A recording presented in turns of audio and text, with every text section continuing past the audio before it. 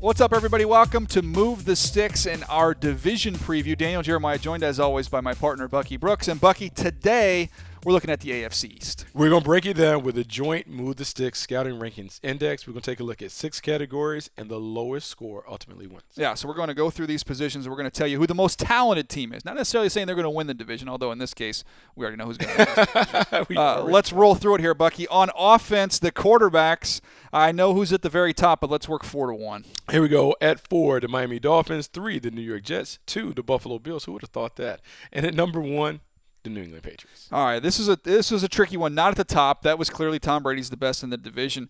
But Tannehill's looked good in the preseason. I know both of us are not totally sold in buying what we saw from Ryan Fitzpatrick last year. We give him the benefit of the doubt, though, as we head into this season.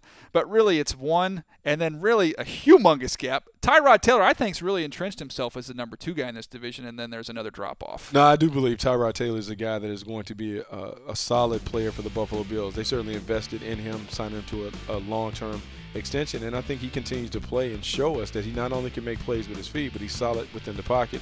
He is going to be a guy that I think takes another jump in the second season as a starter. All right, let's look at what the talent around them. Skill position players. The Dolphins we have coming in at number 4, even though I like Jarvis Landry, Devontae Parker. They've got some nice pieces, not sold on the backfield there.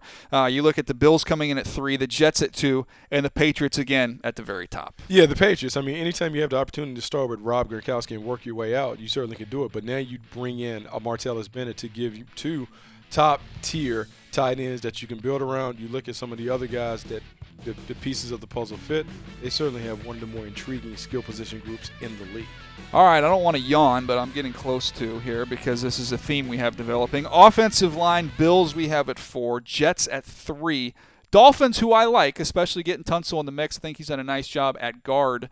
They have some nice pieces in place, but lo and behold, the Patriots are number 1. New England Patriots are number 1. They get their coach back. Dante Scarnecchia comes back to really solve the offensive line woes that they've had previously. They have the talent there. Nate Solder comes back.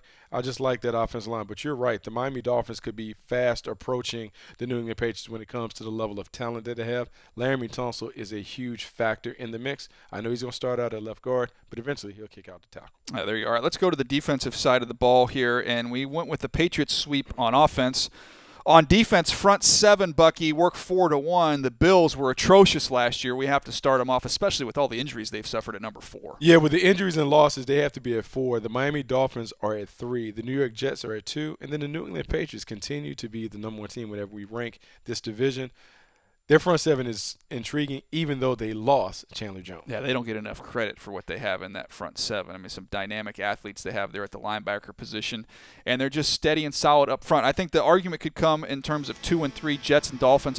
All that D-line depth. They're a little bit younger with the Jets than they are down in Miami. I like that group. Yeah, I do like that group. Sheldon Richardson, Muhammad Wilkerson. Leonard Williams is going to have a big year. The guys that they have, and I even think Darren Lee is going to be a guy that adds some spice to that defense. All right, so far we've got the Patriots cleaning up every category. Let's move on to secondary, Bucky. Dolphins we have at 4. The New York Jets we have at 3. The Buffalo Bills are at 2. And then once again, when it comes to secondary, guess who? The New England Patriots. Yeah, New England Patriots again. Look, this is not – I mean, we're not like huge Patriot fans here, I promise. This is just what we look at the talent and the ability that they have on this football team. We still have them with a clean sweep. Let's see – well, I know the last category is coaching. I mean, I don't even know why we're talking about that, but we'll talk about clean sweep. Adam Gase and the Dolphins are at 4. The Buffalo Bills with Rex Ryan will be 3. The New York Jets and Todd Bowles are 2. And obviously you have the mastermind Bill Belichick with the Patriots. They are number 1.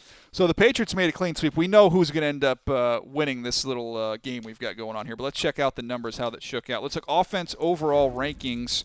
And you see there at the bottom of the list, the Dolphins we have is the least talented team in this division, followed right ahead of them the Bills, the Jets, and the Patriots, the clear-cut number 1. Again, low-score wins. It's just like golf. We flip it over to defense and coaching overall, Buck, and looks like a little bit more of the same. More of the same. The Dolphins come up in the rear. The Buffalo Bills are 3rd. The Jets are 2nd. And then the New England Patriots continue to be the division winner. But, this is what they've done for the past decade and a half.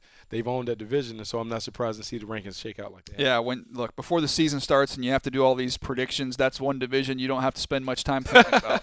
The Patriots have owned it. We've been doing these divisional previews, Bucky. We still have a couple more left to do, but the gap between the Patriots and everybody else is substantially larger than any other division that we've gone through. Yeah, I think a lot of it is the confidence that we have in the coaches that they have in New England with Bill Belichick, what he does with his players, putting them in the right position. But they've also assembled some nice pieces at every little spot that allows them to be a team that reigns supreme in that division. Oh, again, though, this is just what me and Bucky think here. Let us know what you think. Make sure you leave your comments. We want to hear from you. I always want comments, but you can't disagree with this. Seriously? You're going to disagree with this? It's not possible, but go ahead. Take a crack at it. If you don't think the Patriots are going to win, let us know why. Again, check out all our division previews here on Move the Sticks, as well as a positional preview as we march towards the 2016 NFL season.